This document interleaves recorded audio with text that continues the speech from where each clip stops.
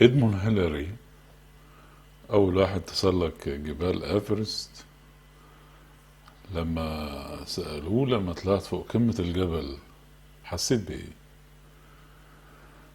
قال لهم شفت القمة الأطول من الجبل اللي أنا عليه، فتولد عندي شعور إن أنا عايز أطلع القمة دي.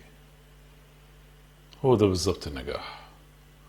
كل ما بنطلع قمة بنشوف قمة تانية أعلى، بنبقى عايزين نروح لها.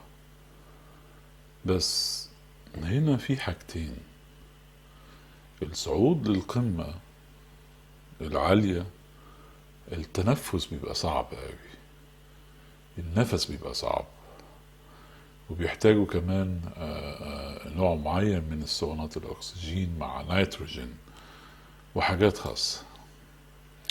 بالإضافة إن في القمة مش هتلاقي ناس كتير، فالموضوع هيبقى صعب، تبقى وحيد في حرب، مش سهلة.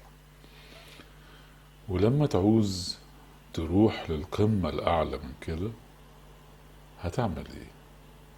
أول حاجة هتعملها هتنزل من على القمة اللي انت فيها للقاع، وبعد كده هتروح تحاول تطلع القمة الأعلى اللي انت شفتها. إذن واحنا ناجحين، لو لقينا نفسنا جالنا دروب أو بعد نجاحات أو نجاح بيحصل فيلير وننزل، فشل أو سقوط، مش هنقول عليه فشل، سقوط.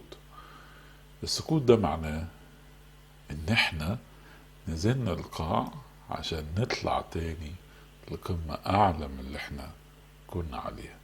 ودي من شيم الناجحين المميزين.